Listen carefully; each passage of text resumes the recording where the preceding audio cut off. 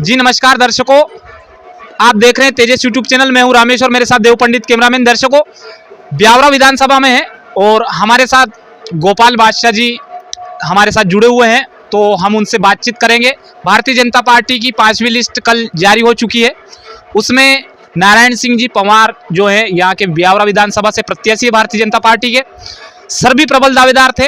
तो हम उनसे सवाल पूछेंगे कि उनके मन में क्या चल रहा है, क्या कमियां रह गई जो कि वो इतना करते हुए प्रबल दावेदार थे, उसके बावजूद भी उनको टिकट नहीं मिल पाया। तो सर, स्वागत है आपका हमारे यूट्यूब चैनल पर। सर, क्या कमियां रह गई थी? पार्टी की कमी है या आप नज़र में नहीं आए या कोई ऐसा काम हुआ है कि आपका नंबर नहीं आ पाया प्रत्याशी के रूप में? धन्यवाद जी सर। पार्टी कार्यकर्ताओं की ये पार्टी है और हर कार्यकर्ता यहाँ पर टिकट का दावेदार होता है। अगर वो टिकट मांगता है तो उसके लिए यहाँ ऐसा कोई क्राइटेरिया नहीं होता कि भाई इस कार्यकर्ता को मिलेगा, इसको नहीं मिलेगा। यहाँ तो एक चाय वाले को भी देश में प्रधानमंत्री बनाया जा सकता है, किसान पुत्र को भी मुख्यमंत्री बनाया जा सकता है। तो ये कार्यकर्ताओं की पार्टी है और निश्चित ही पार्टी ने जो भी निर्णय लिया होगा वो बहुत सारी चीज़ें देखकर लिया होगा और जहाँ उनको उचित लगा होगा वो उन्होंने निर्णय लिया होगा। तो सर, कहीं ना कहीं ये भी तो देखने में आता है, जैसे कई सालों से आप भी लगातार कार्यकर्ताओं के बीच में सब कार्य कर रहे थे, उनकी कहीं ना कहीं हेल्प करना, झंडे उठाना, पोस्टर लगाना। आप भी तो इतने दिनों से राजनीति में हैं, आपके भी तो मन में कोई विजन होगा, कोई आपने कुछ बनाया होगा कि मैं भी अगर विधायक बनूंगा, प्रत्याशी चुनकर आऊँगा और विधायक अगर बना, मेरे को जनता का प्यार मिला तो मैं ये काम करूँगा। तो आपके मन में तो कुछ ऐसा होगा ना, जैसे मेरे को टिकट क्यों नहीं मिला है? नहीं, भारतीय जनता पार्टी का एक जो सच्चा कार्यकर्ता होता है वो कभी भी ये नहीं सोचता कि मुझे क्यों नहीं मिला, क्योंकि वो लगातार पार्टी के लिए कार्य करता है। कैसे जन सेवा की जा सकती है समाज में रहकर। आप जरूर नहीं कि किसी पद पे रह के ही कार्य करें, बाकी हाँ, आप जब पद पे होते हैं तो आपके पास ज़्यादा पावर्स होते हैं, आपके अंदर कोई विचार होता है, कोई सोच होती है युवाओं के लिए, नगर के लिए, विधानसभा के लिए, ग्रामीण क्षेत्रों के लिए जो कमी दिखती है वो अगर आप पद पे होते हो तो उसको आप अच्छे से मूर्त रूप दे पाते हैं। बस ये विज़न होता है।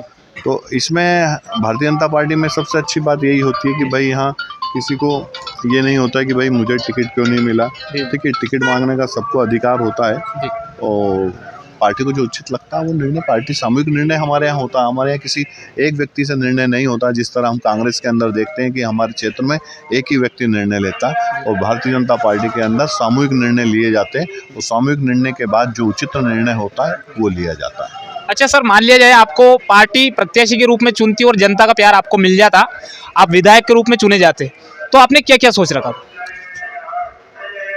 भारतीय जनता पार्टी का विज़न तो साफ है, कैसे हम लोगों के बीच में जाकर अंतिम व्यक्ति तक, जो हमारे आराध्य हैं भारतीय जनता पार्टी के, उनका जो विचार था कि अंतिम व्यक्ति तक कैसे पहुंचा जाए, उसी के लिए हम कार्य करते हैं। चाहे वो शिक्षा का क्षेत्र हो, चाहे वो सामाजिक कल्याण का क्षेत्र हो या अन्य जो क्षेत्र होते हैं, कृषि का एरिया हो या इरिगेशन का हो या शहर के अंदर ट्रैफिक की जो व्यवस्था है उसके लिए हो या युवाओं के लिए कैसे हम लोग रोजगार सृजन कर सकते हैं, वो इस तरह के सारे क्षेत्रों में जो क्षेत्र हमें लगते हैं कि उनमें कमी है उनको पूरा करते हैं। और आप लगातार कभी भी कोई भी चीज़ संपूर्ण नहीं होती, धीरे धीरे हर समय आप काम करेंगे, फिर नई कोई समस्या आएगी उसके लिए आप आगे बढ़ेंगे।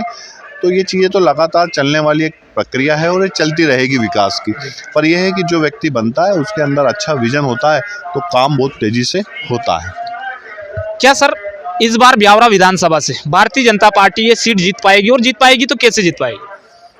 भारतीय जनता पार्टी की सरकार ने इतना काम किया है, चाहे मध्य प्रदेश सरकार हो या हमारे सेंट्रल की मोदी सरकार हो, कि कामों की तो कोई गिनती नहीं है। अगर हम किसी एक व्यक्ति के जन्म से लेकर मृत्यु तक के अगर उसको काम गिनाने लगे तो शायद आप भी यहाँ से मुझसे ये बोलेंगे कि गोपाल भाई बस बस बस बहुत हो गया है।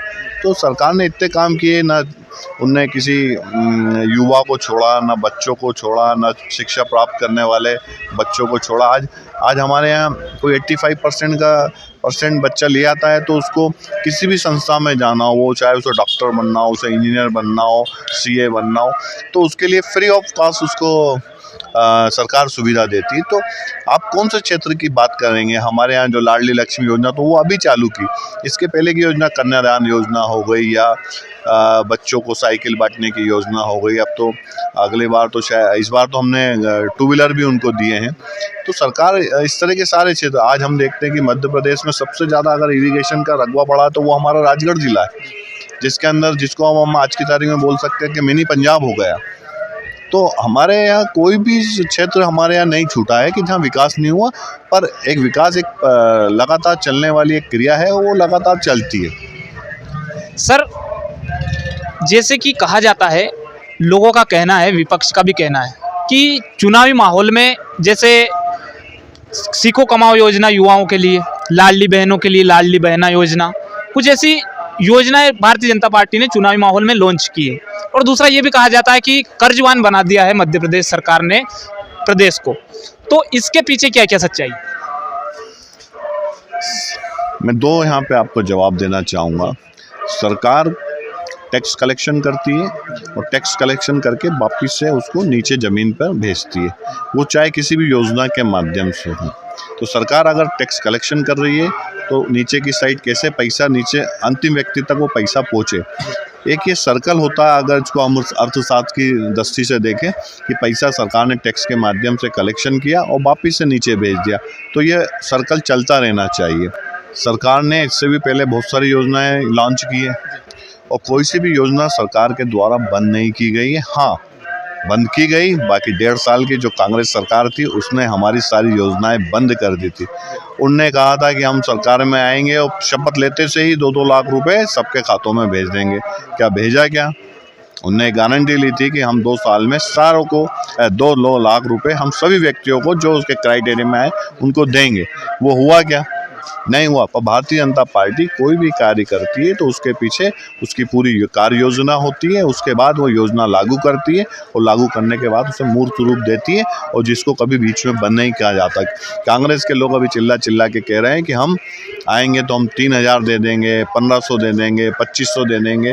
बाकी उनके ऊपर कौन विश्वास नहीं कर रहा? आज की तारीख में कोई भी विश्वास नहीं कर रहा। उनको मालूम है, उनने पिछली बार भी जब सरकार बनानी थी उनने योजना दी और योजना देने के बाद उसके ऊपर कोई कार्य नहीं किया। जी सर, लास्ट क्वेश्चन मेरा सर ये है कि हमारा चैनल है तेजस यूट्यूब चैनल, इसके माध्यम से आप आपके क्षेत्र की जो जनता है उनको क्या संदेश देना चाहें?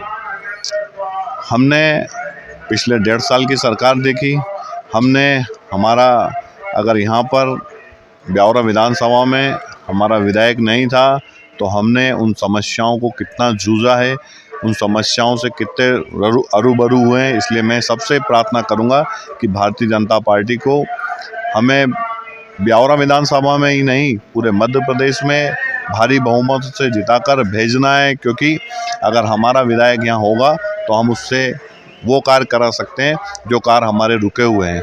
इसलिए मैं सबसे तेजस्वी चैनल के माध्यम से निवेदन करूंगा कि भारतीय जनता पार्टी को अधिक से अधिक वोटों से जिताकर मध्य प्रदेश की विधानसभा में भेजे, जिससे हमारी सरकार बने और ये जो योजनाएं चल रही हैं वो लगातार हमारे हित में चल रही हैं, लोगों के हित में चल रही हैं, वो लगातार चलती रहें। देश को आगे बढ़ाने के लिए भी आज भारतीय जनता पार्टी की सख्त आवश्यकता है। इसलिए मैं आप सबसे हाथ जोड़ के निवेदन करूंगा कि आप भारतीय जनता पार्टी को 17 तारीख को कमल के फूल पर निशान लगाकर भारी मतों से जिताएं, यही मैं आपसे अपेक्षा और निवेदन करता हूं। बहुत बहुत धन्यवाद सर, आपका अमूल्य टाइम हमें देने के लिए। Thank you so much. जय श्री राम।